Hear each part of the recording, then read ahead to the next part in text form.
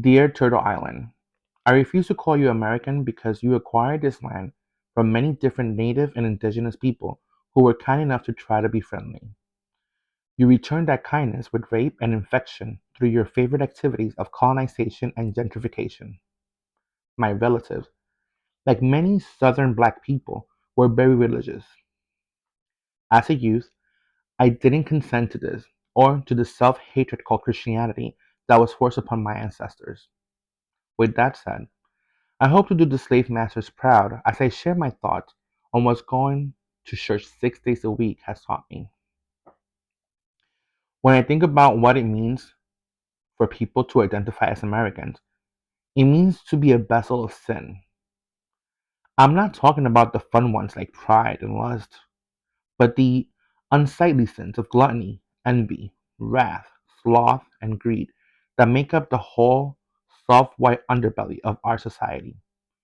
With that said, I give you the seven deadly sins of America from a black trans feminine sex worker's perspective. Lust. The Page Act of 1875 holds a significant place in history as the first federal law in the U.S. aimed specifically at sex workers, labeling it as an immoral purpose. This law disproportionately affected Chinese women who were often unfairly assumed to be sex workers. Additionally, it marked the beginning of strict immigration laws in the country. This highlights how contemporary laws and police and policies can continue to disproportionately impact sex workers from marginalized communities, including immigrants, LGBTQ+ individuals, and people of color. Pride. The Confederate flag, adopted on March 4th, 1861, carries a lot of weight and can symbolize various things from heritage to racism and a nation divided. The Ku Klux Klan emerged just a few years later, on December 24th, 1865, and we can't overlook the echoes of those sentiments in modern times, such as Ronald Reagan's Make America Great Again slogan. It's frustrating how Americans often seem to take pride in its racism, xenophobia, and discrimination against the LGBTQ+ individuals. The recent election results remind us that those who claim to be allies may not always stand by us, even as we keep inviting Alberta to the cookout, allowing her to bring her potato salad. Gluttony. I remember working as a social worker for a homeless shelter in Manhattan and being surprised by how many people have food insecurities. In the United States, food waste is estimated to be between 30 and 40% of the food supply. This can look like restaurants not giving food away to the homeless at the end of the shift, as well as people who buy groceries and let them go bad because they no longer want them or forgot about them. Greed. Greed shows up in the insecurities of this country. It's bad enough that an overwhelming number of disenfranchised intersecting communities, such as black and brown individuals, trans, queers, and sex workers, may not have the will or want to conform to right wing heteronormative Christian values and are constantly being attacked for simply having the audacity to want more than just to survive. Wrath. As I lay in my bed writing this piece in November, I can't help but acknowledge that this month recognizes Trans Day of Remembrance, a day where we remember our siblings taken from us due to violence.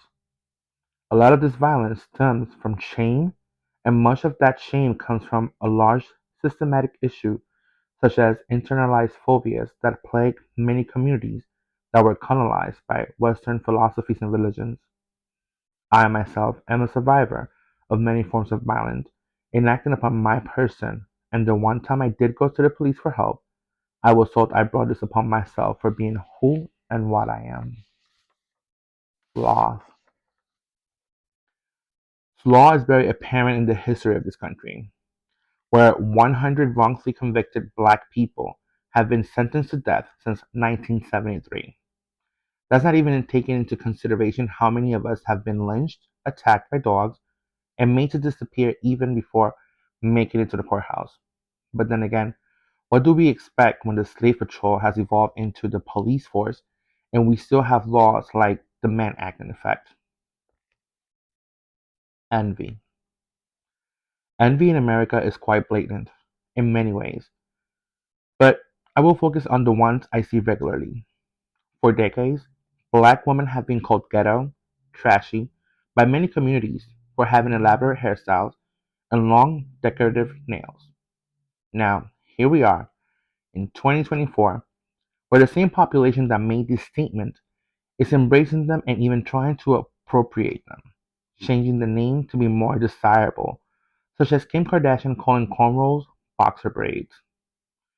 Another fabulous example of this is cis hetero people having the audacity to be homophobic and transphobic, yet at the same time trying to adopt underground communities' vocabulary and trans women's beauty aesthetic. I write all of this not just to bash the stolen land, but to ensure they don't forget about it either. As we try to survive in a world that doesn't want us to exist or to have critical race theories because it makes little white kids feel bad for the sins of their ancestors. At the same time, they celebrate holidays like the colonizers' feast of the unholy massacre that some of you lovingly call Thanksgiving. With a forever fuck you, yours truly, Victoria Von Block.